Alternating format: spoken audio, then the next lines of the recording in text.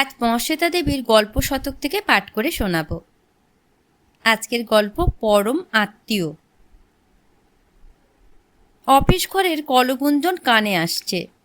Typewriter কাজ করে চলেছে খটাখট খটাখট খটাখট। ফ্যান ঘুরছে বোঁবো করে। ক্লাইভ বিল্ডিংয়ের এই অফিসটা নতুন নেওয়া হয়েছে। ড্যানিশ ফার্মটা উঠে গেল মিশন রোয়ে। তার ফলেই সম্ভব হলো এই জায়গা পাওয়া। এই যাওয়া আসার মাঝখানে যে টাকাটা হাত বদল হলো, তার অঙ্কটা মনে করতেও ভয় হয় আমার।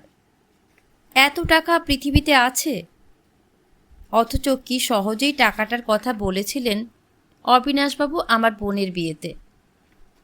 কাকিমার সেজ জামাইবাবু অবিনাশ মুখটিকে নিয়ে যেরকম সরগরম পড়েছিল, তার কাছে বর আর বরপক্ষ তুচ্ছ হয়ে গিয়েছিল। 19,000 টাকার গাড়ি দাঁড় করিয়ে রেবার হাতে 4টি টাকা গুঁজে দিয়ে 1 গিলাস ঘোলের শরবত খেয়ে আবার গাড়িতে উঠতে যেটুকু সময় লেগেছিল, তার মধ্যেই অবিনাশবাবু সেই আশ্চর্য অঙ্কটার কথা শুনিয়ে বলেছিলেন, এত করে তবে অফিসটা পেলাম। অত টাকা শুধু পাটিগণিতেই থাকে জানি। রাম অতি স্বচ্ছন্দে শ্যামকে সেই টাকা ধার দেয়। আবার চক্রবৃদ্ধি হারে সুদ জুড়ে সেই টাকা গিয়ে ওঠে যদুর ঘরে।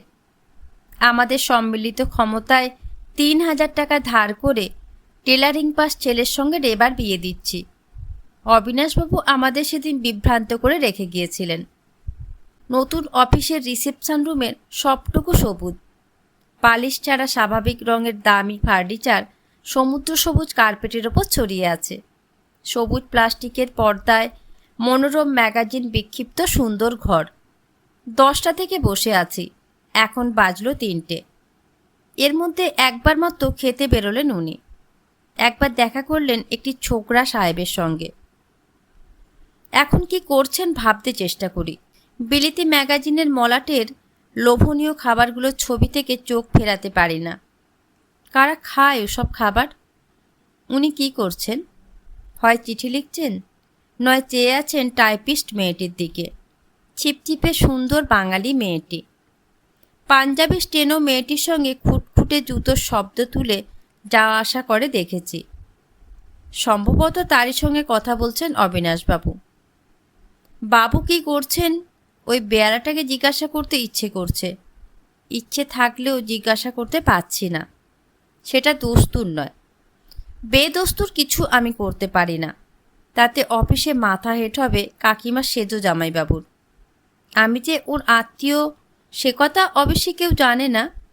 তারা জানে আমি উমেদার মাত্র, সেই কত লাখ কত হাজারের একজন, যাদের নাম এমপ্লয়মেন্ট এক্সচেঞ্জে লেখানো থাকে আর বারবার ছালাই হয়।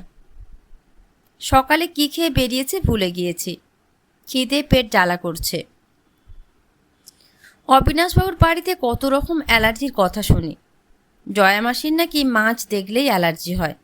একটু সিদ্ধ মাংস আর সাদা সস।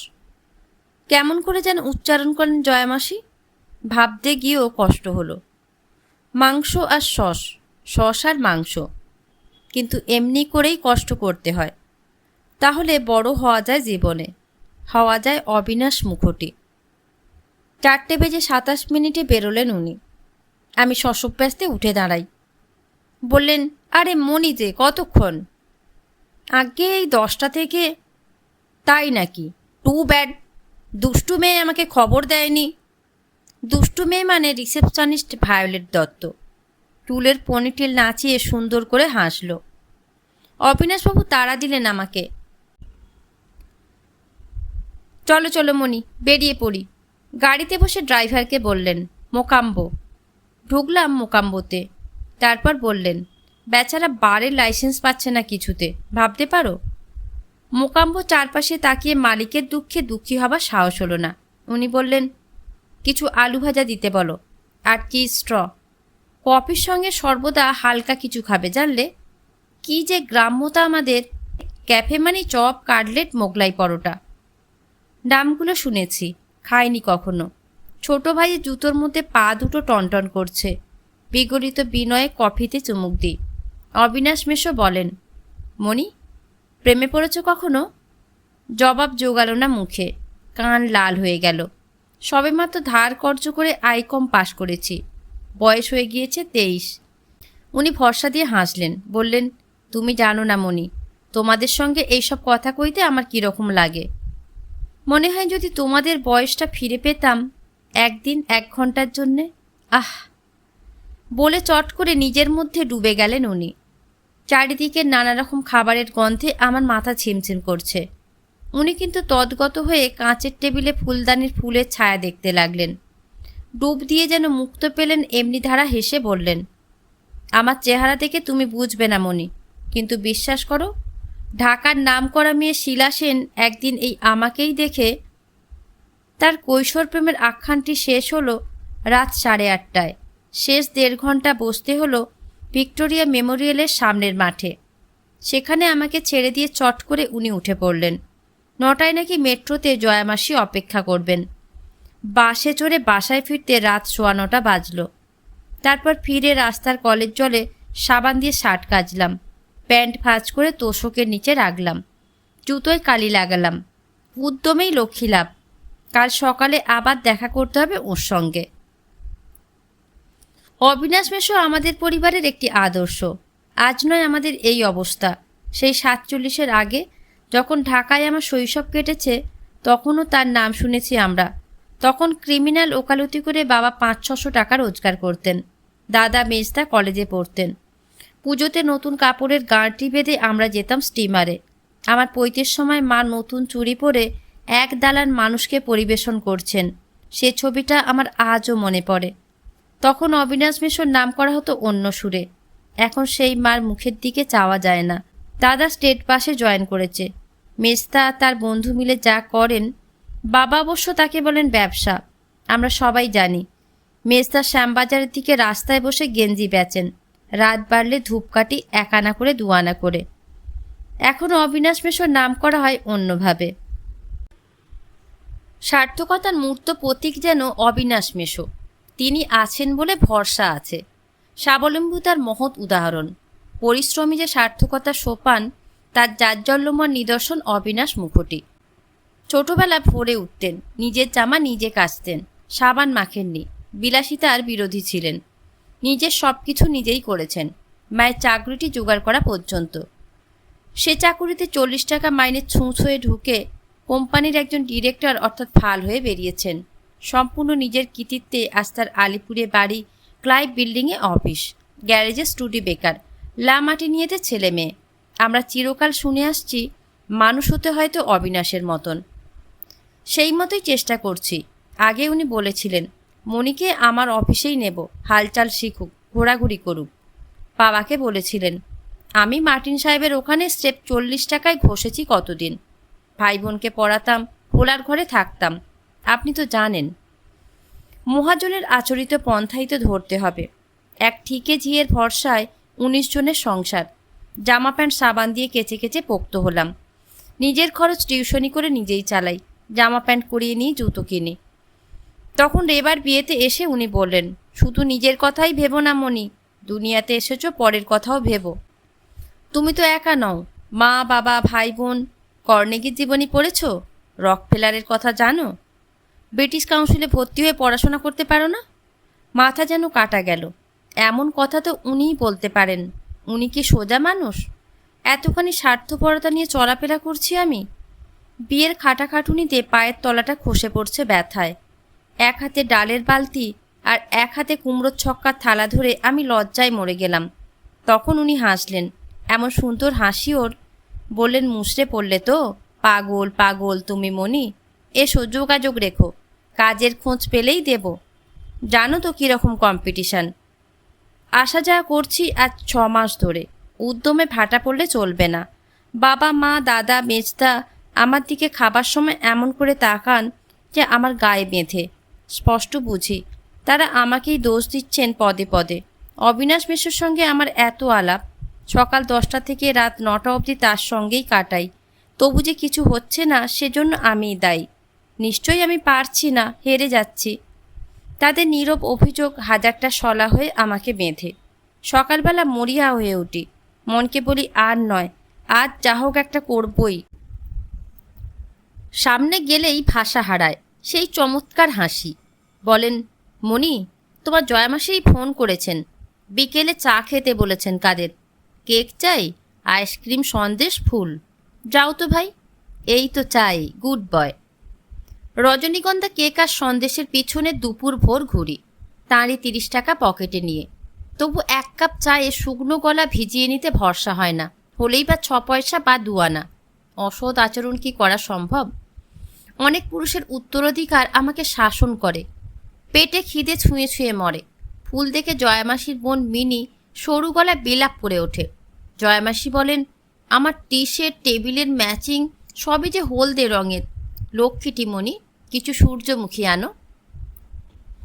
ভ্যান গগের ছবিটা রিপ্রোডাকশনটার সঙ্গে এমন মানাবে। আবার ছুটি নিউ মার্কেটে, সূর্যমুখী আসে, অভ্যাগতরাও আসেন। পেট কাটা জামা আর সোচ্চার যৌবনের ওপর পাতলার নাইলনের আঁচল ঝুলিয়ে মিনি চা ঢালে। আমি প্যান্ট্রিতে বসে চা কেক খেয়ে চলে আসি। কোনোদিন উনি বলেন, চলো দেখাই তোমাকে রাতের কলকাতা। ধর্মতলা অঞ্চলের চোরাগুলিতে গেলাম ওর সাথে। কর্মবীর অবিনাশ মুখোটি আশ্চর্য নৈপুণ্যে হাউসি খেলে 441 টাকা জিতলেন। বেরিয়ে এসে বললেন, তোমার পয়ে জিতলাম মণি, বলো কি চাও? চকোলেট খাবে? আচ্ছা চলো। লোয়ার সার্কুলার রোডে চীনের রেস্তোরাঁয় বসে প্রন ফ্রাইড রাইস আর ফাউল খেতে খেতে আমার দিকে চেয়ে দুষ্টু হাসতে লাগলেন অবিনাশ বেশো। বললেন, এখন থেকে আর ছাড়ছি না তোমায়। খুব লাকি তুমি। কি জানি কেন সেই মুহূর্তেই বললাম, আপনি আমাকে যা হোক একটা জুটিয়ে দিন মেসোমশাই, আমি কে না হয়ে থাকবো আপনার কাছে। বাড়ির অবস্থা জানেন তো। উনি আহত হলেন। কি আশ্চর্য মণি, এই কথা তুমি বলছো আমায়? তুমি? আমি কি তোমার কথা ভাবছি না? তোমরা অমনি মণি, মানুষ এমনই হয়, ভালোবাসতে গেলে আঘাতই পেতে হয়। কেন, সেবার আইএসসি পড়তে বলিনি আমি তোমায়? বলিনি সায়েন্স ছাড়া ভবিষ্যৎ নেই? রেলওয়ে ওয়ার্কশপে হাতুড়ি ঠুকতে হলেও আইএসসি চাই, বলিনি? আমারই দোষ। ওর কি দোষ থাকতে পারে? 5 বছর আগে উনি তো সত্যিই বলেছিলেন আইএসসি পড়তে। সে কথা না ভেবে চিনতে হঠাৎ আমার পর্দা টিভি হলো, সে তো ওর দোষ নয়। বাড়ি ফিরতে ফিরতে নিজেকেই ধিক্কার দিলাম। আজ অবিনাশ মেশোর ওপর বিশ্বাস কমছে আমার। অবিনাশ মেশোর আন্তরিকতায় সন্দেহ আসছে। শত শত ধিক। আমার আত্ম অনুশোচনা দেখে উনি আমাকে ক্ষমা করলেন, আবার ঘনিষ্ঠ হতে দিলেন আমাকে। মিনিট জন্য এলো মল্লিক থেকে রং মিলিয়ে উল আনা, জয়ামাসির চিঠি বরানগরে পৌঁছে দিয়ে আসা, জয়ামাসির পিয়ানো টিচার ললিতা সিনহার আর ওনার জন্য সিনেমার টিকিট কেনা। এইসব কাজের ভার আবার দিলেন আমাকে, অর্থাৎ ওর জগতে প্রবেশের ছাড়পত্র তো এমনি করেই পেলাম। কাজের ফাঁকে ফাঁকে কতদিনে কত কথাই যে শোনালেন। একদিন বাড়িতে বাগানে বেতের আসবাব ছিটিয়ে বসে এয়ারডেল কুকুরটাকে বল ছুঁড়ে দিতে দিতে বললেন, টেকনিক্যাল কিছু না জানলে এই দিনকাল।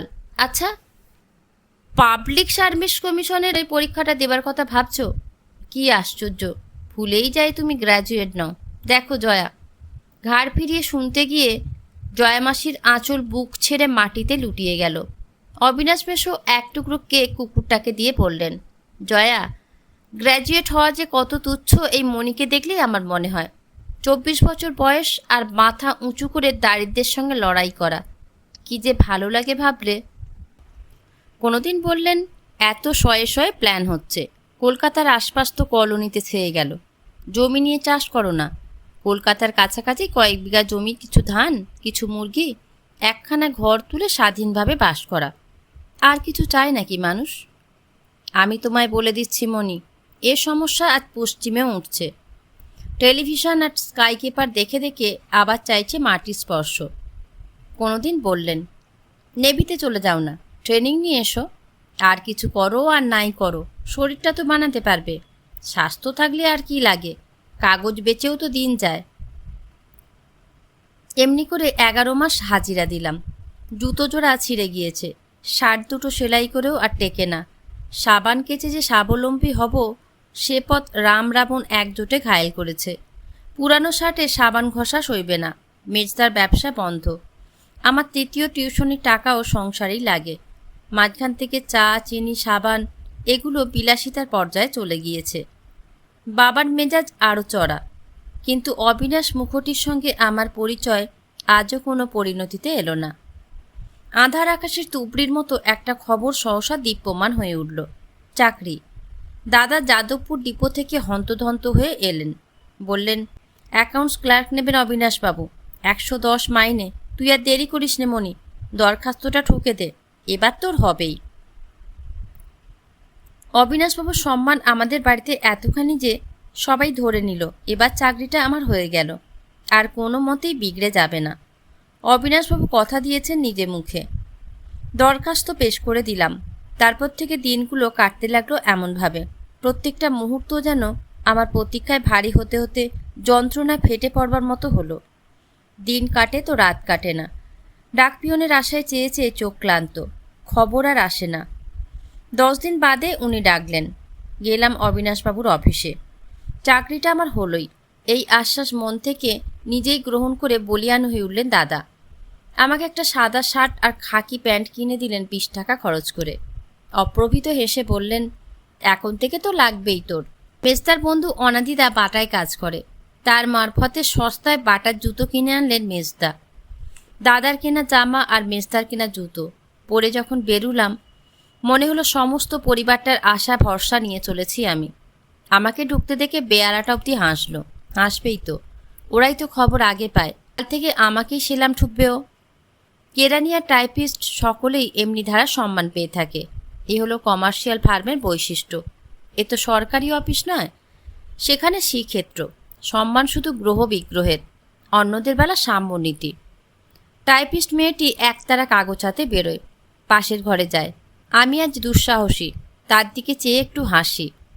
আমার 24 বছরের বুকে হঠাৎ যেন একটা উত্তাপ অনুভব করি। বেশ লাগে।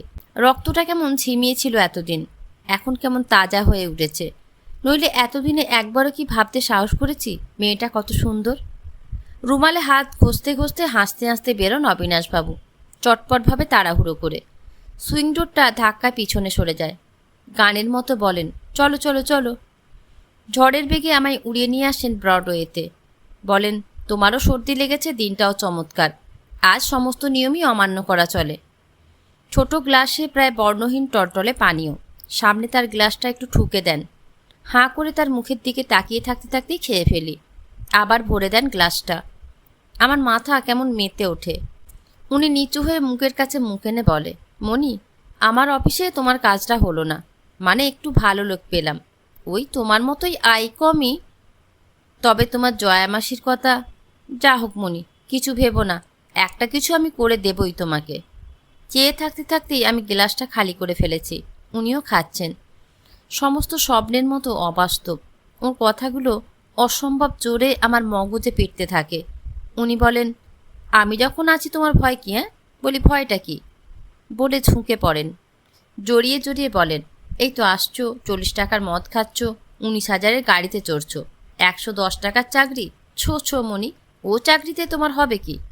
মানে মানে পরিষ্কার, যতদিন পারো ভোগ করো জীবনটাকে, মেয়েদের পেছনেই ঘোরো। তোমার বয়স থাকলে আমার মাথা পরিষ্কার হয়ে যায়। খুব সাপ দেখি সব। দেখি রং ফর্সা মোটা আকাট মূর্খ একটা লোক পুরু লাল ঠোঁট জিভ দিয়ে চাটছে আর কি বলছে। উঠে দাঁড়াই। আমার চেয়ে মাথায় 1 হাত লম্বা অবিনাশ মুখটিকে মনে হয় আমার চেয়ে অনেক ছোট। একটা বেপরোয়া সাহস আসে। দাঁড়িয়ে মনে হয় অনেক ওপর থেকে দেখছি আমি অবিনাশ মুখটিকে। মনে হয় আমার সামনে বসে গপগপিয়ে মদ খাচ্ছে যে লোকটা, তার মতো কুৎসিত করুণার পাত্র আর দেখিনি। বলি, চুপ, আর একটা কথাও নয়। তোমার ধাপ্পাবাজি আমি অনেক শুনেছি। তুমি একটা আস্ত বদমাইশ, মনিবের পা চাটা চরিত্রহীন উল্লু। তোমাকে আমি এমনি করে বলে গায়ের জোরে একটা চড় মারি। কাঁচের গ্লাস বোতল এক ঝটকায় ফেলে দিই তার মুখে। ফলাফল কি হলো না দেখি বেরিয়ে আসি নবাবের মতো। এ হলো কালকের কথা। আজ সকালে ঘুম ভেঙে মাথা ব্যথা করছে। ভাবতে পারছি না কি করে অমন ধারা ব্যবহার করেছি কাকিমার সেজো জামাইবাবুর সঙ্গে। এ কাজ না হোক অন্য কাজ, কেরানি না হোক চাপরাশির কাজ, এ বছর না হোক অন্য বছর, একটা না একটা জুটিয়ে দিতেন তিনি আমাকে। ওর মতো সদাশয় কৃতি কর্মবীর কি ফেলতেন আমাকে? টিকে থাকলেই আখেরের ব্যবস্থা করতেন। টিকে আমি থাকতে পারলাম না, নিঃসন্দেহে আমারই দোষ। তবু তো বসে থাকলে চলবে না। এবার ধরব বৌদির সেজো পিসেমশাইকে। নতুন উদ্যমে জুতোর কালি ঘষতে লাগলাম।